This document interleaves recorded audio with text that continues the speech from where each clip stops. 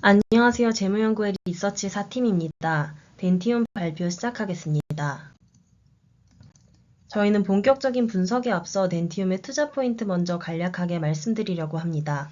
첫 번째, 임플란트 산업은 고령 인구 증가와 소득 수준 증가를 기반으로 빠르게 성장하고 있습니다.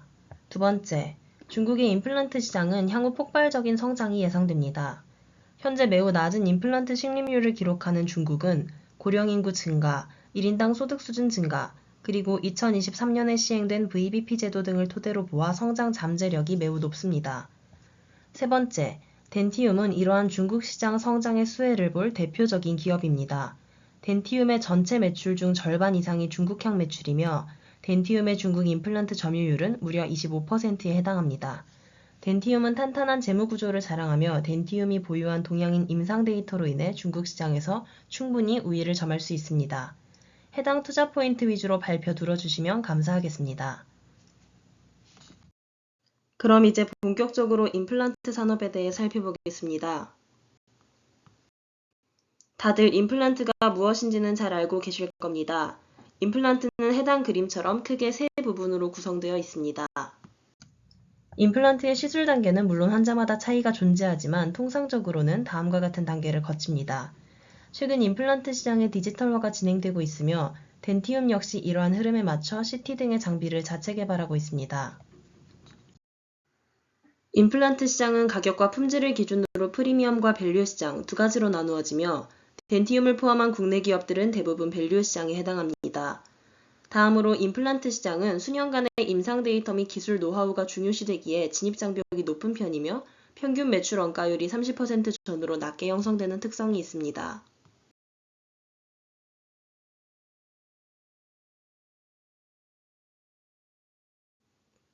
다음으로 국내 임플란트 시장의 성장 배경입니다.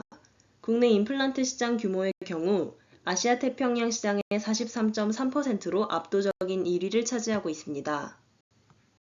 빠른 성장의 원인은 크게 세 가지를 꼽을 수 있습니다. 첫 번째, 건강보험 적용으로 인한 임플란트 가격의 하락입니다. 표와 그래프를 보시면 건강보험으로 본인 부담금이 절감될 때마다 국내 임플란트 시술 환자 수가 급증했음을 알 수 있습니다. 특히 2015년에서 2016년 국내 임플란트 시술 환자 수는 YOY 160%로 매우 큰 증가폭을 보여줍니다. 두 번째, 소득 수준의 향상입니다.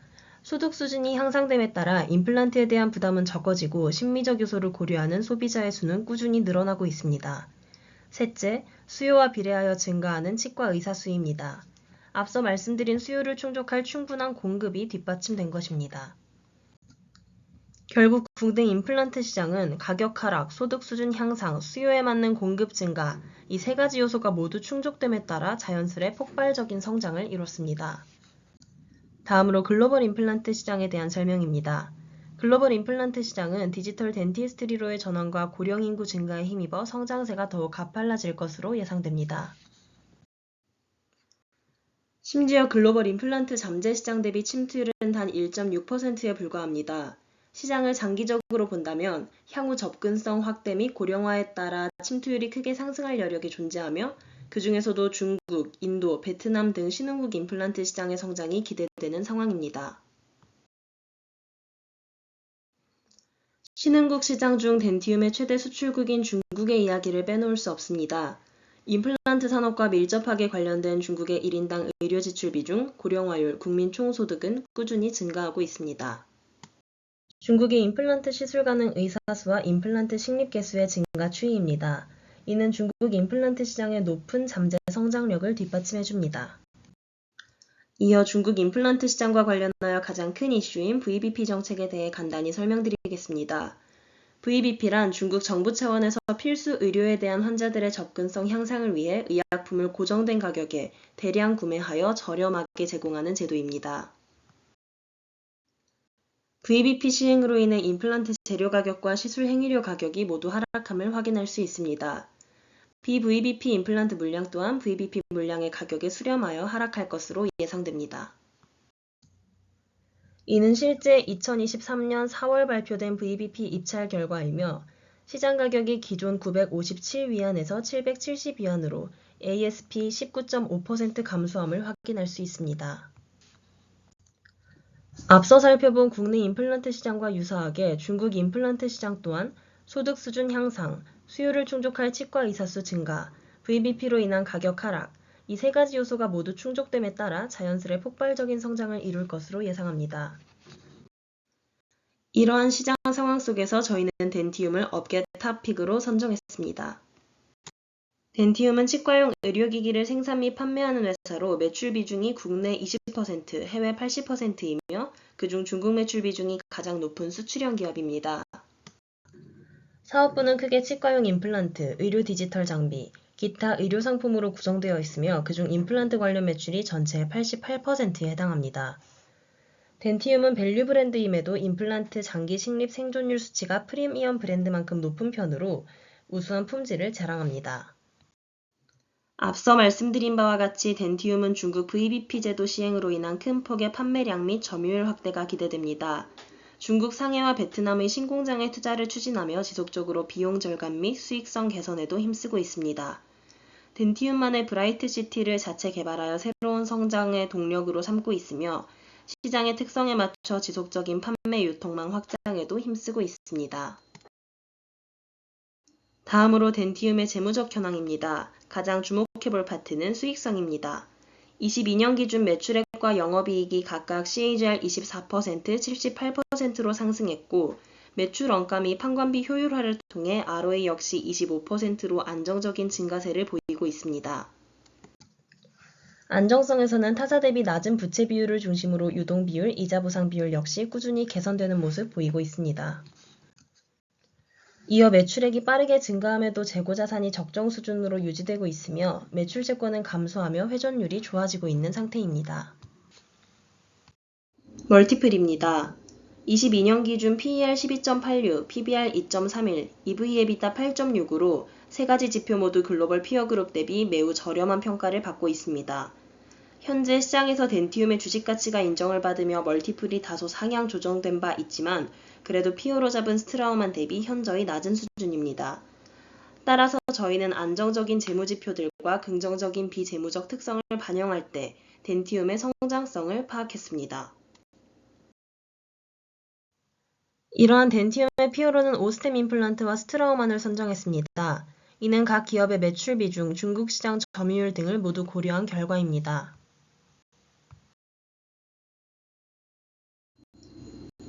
다음은 실적 분석입니다. 실적 테이블 참고 부탁드립니다.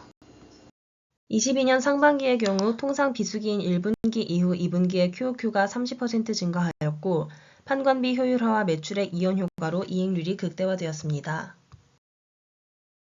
22년도 하반기의 경우 VBP 시행을 앞두고 중국향 매출은 감소했으나 아시아와 유럽 수출은 꾸준히 성장했습니다. 23년 상반기는 1분기 해외 매출의 부진으로 잠시 매출이 하락하였으나 2분기 QOQ 57% 증가, 매출액이 분기 사상 최초로 1,000억 원을 돌파하였습니다. 23년 하반기의 경우 중국 경기 침체의 영향으로 임플란트 수요가 예상보다 저조했습니다. 다만 이는 물량이 시장 기대치를 충족하지 못하였을 뿐 가격 조정 효과로 인한 물량 증가는 이어지는 추세입니다. 사실 덴티움은 러우 전쟁으로 인한 리스크에 직면해 있습니다. 하지만 저희는 이러한 위험이 크지는 않다고 판단합니다. 전쟁으로 인해 러시아 임플란트 시장이 축소하며 경쟁업체 철수를 시작하였고 덕분에 러시아의 한국산 임플란트 수입 규모는 꾸준히 증가하고 있습니다. 러시아가 자체적으로 임플란트 생산에 착수하였으나 아직은 임상실험 데이터를 충분히 갖춘 덴티움이 시장 점유율을 유지할 것으로 보입니다. 또한 덴티움은 러시아 법인을 청산한 후 판매 대리점을 중심으로 현지 사업을 이어가고 있습니다. 따라서 환율 리스크와 지정학적 리스크를 최소화하고 있습니다. 다음은 국가별 매출 현황 및 주요 제품 매출 현황, 그리고 임플란트 산업 및 덴티움 관련 이슈들을 중심으로 한 파이프라인입니다. 실적 추정 이어서 진행하겠습니다. 먼저 매출액 추정입니다. 매출액은 크게 제품군별 매출로 분류하여 추정하였습니다. 그중 가장 비중이 큰 임플란트 매출의 경우 지역별로 다시 분류하여 추정을 진행하였습니다. 매출에서 가장 큰 비중을 차지하는 중국 임플란트 매출 바텀업으로 추정했습니다. 먼저 P 추정입니다. 23년도부터 VBP 제도가 시행되어 입찰 가격이 770위안으로 고정되었고 BVBP 물량 가격 또한 점차 하락하여 24년 하반기부터는 770위안으로 하락하게 됨을 가정했습니다. 따라서 VBP 시행 물량 비중 52%, BVBP 물량 비중인 48%를 가중 평균하여 평균 단가 산출했습니다. Q 추정입니다.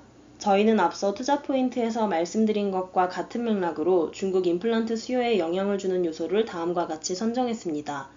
중국 연간 임플란트 식립 개수, 중국 1인당 국민 총소득 증가율, 중국 고령화 증가율, 덴티움의 공장 생산 능력 증가율을 고려했습니다. 저희는 이 네 가지의 변수들이 Q에 미치는 영향을 고려하여 1차적으로 Q를 산출하였고 그 후에 VBP 제도 시행으로 인한 물량 증가율을 고려해 주었습니다. 이는 VBP 영향으로 인한 효과를 더욱 선명하게 반영하기 위함입니다. 1차적으로 산출한 Q에 VBP 영향으로 인한 증가세를 반영하여 최종 Q를 산출했습니다. VBP 시행으로 인해 Q가 약 30에서 40% 증가한다는 전문가의 의견에 따라 그 증가율을 30%로 보수적으로 적용했습니다. 그렇게 최종적으로 산출한 중국 임플란트 매출액입니다. 다음은 국내 임플란트 매출입니다. 국내 임플란트의 경우 재무제표에 공시된 바에 따르면 P가 고정적인 성격을 띠고 시장 크기의 증가 외에는 Q에 영향을 주는 요소도 거의 없다고 판단하여 탑다운으로 매출 추정했습니다. 시장 크기는 CAGR을 따라가고 침투율은 변치 않음을 가정했습니다. 아시아, 유럽 및 기타 지역의 매출도 탑다운으로 추정했습니다. 아시아 시장은 아직 임플란트 미성숙 시장으로 판단하여 앞으로의 성장세를 고려하기 위해 고령화율 증가세와 경제 성장률 고려했습니다. 유럽 및 기타 지역은 유럽의 임플란트 시장이 이미 성숙 시장임을 고려하여 시장 규모 CAGR만을 고려했습니다. 두 지역 모두 침투율은 변하지 않음을 가정했습니다. 임플란트 산업은 진입장벽이 높은 시장이기 때문입니다. 다음은 디지털 덴티스트리 매출입니다. 시장 크기는 CAGR을 통해 산출했습니다. 당사는 디지털 덴티스트리의 매출의 비중을 점차 늘려 사업 다각화를 추진하겠다고 밝힌 바 있습니다. 따라서 침투율은 당사의 기술력과 글로벌 디지털 장비 시장 대비 중국 디지털 장비 시장의 성장세를 고려하였습니다. 특히 중국 시장에서 VBP 제도가 시행되며 디지털 장비에 대한 수요가 많아질 것을 예상하기 때문입니다. 상품 매출의 경우 임플란트 제품과의 호환성 문제로 제품 매출액과 일정한 비율을 꾸준히 유지합니다. 따라서 제품 매출액의 제품 매출 대비 상품 매출액의 4개년 평균치를 곱하여 계산했습니다. 서비스 매출은 전체 매출의 약 1%로 상당히 작은 수준을 차지하기에 23년 반기 매출액의 2배 정도가 매년 동일하게 유지된다고 가정했습니다. 참고로 과거 매출 추이 중에서 상반기와 하반기의 매출액 차이는 거의 없습니다. 그렇게 23년부터 27년까지 최종 매출액 추정 완료했습니다. 매출원가는 원재료비, 감가상각비, 기타 매출원가로 나누어 추정했습니다. 원재료비의 경우 티타늄을 비롯해 기타 포장재 등 여러가지 품목으로 구성되어 있기에 단일 품목의 시세 변화에 따라 원재료비가 받는 영향이 상대적으로 낮습니다. 또 과거 4개년 동안 매출액 대비 원재료비의 비율이 일정하게 유지되어 매출액의 그 비율을 곱하여 원재료비 계산했습니다.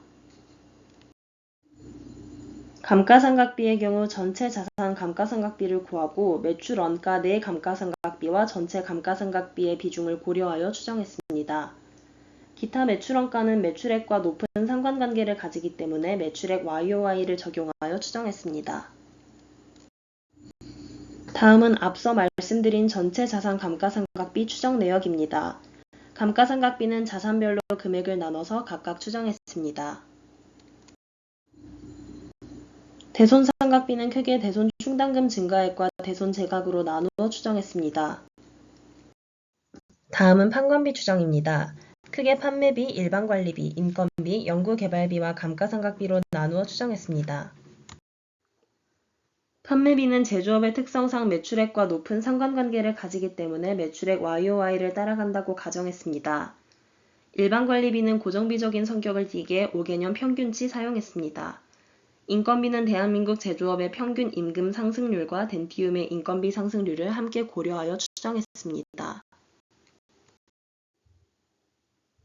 연구개발비는 매출액과 높은 상관관계를 가진다는 공시에 따라 매출액 대비 연구개발비의 비율을 적용하여 추정했습니다.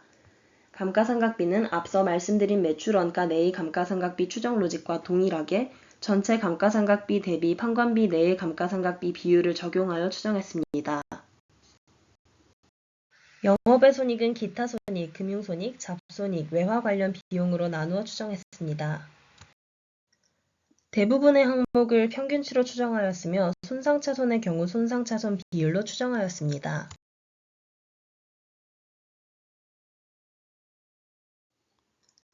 해당 페이지는 전체 추정 IS입니다. 다음은 밸류에이션입니다. PER 밸류에이션과 DCF 밸류에이션 두 가지 방식으로 진행했습니다. 의료장비 제조업 관행으로 사용되는 지표로 PER 밸류에이션 채택했습니다. 타겟 PO로는 스트라우만, 오스템 임플란트, 디오 이렇게 세 가지 선정했습니다. 단, 스트라우만은 업종 평균 대비 높은 PER을 가지고 있고 가격이 높은 프리미엄 제품을 판매하는 기업입니다. 그리고 자사 대비 큰 시가총액을 가지고 있어서 PER에 할인율을 적용했습니다. 임의로 할인율을 적용하는 것은 합리적이지 못하다고 판단하여 0%부터 50%까지 할인율을 적용하여 값을 산정했습니다. PER 밸류에이션을 통해 산출한 타겟 프라이스 11만 3,950원부터 23만 1,600원까지 산정했습니다. 상대가치 평가에서 정확한 가격을 산출할 수 없었으며 피어로 선정한 DO는 마이너스 펄을 가지고 있었기에 이를 보완하고자 절대가치 평가 DCF 밸류에이션 진행했습니다. 왁은 블룸버그에서 제시한 14.3%를 적용하였고 연구 성장률은 관행에 따라 1%로 설정했습니다. 그 결과 시가총액 1조 8,534억 원, 터미널 밸류 2조 3,749억 원이며 최종 DP 16만 7,170원으로 업사이드 여력 26% 제한합니다. 이상 발표를 마치겠습니다. 발표 들어주셔서 감사합니다.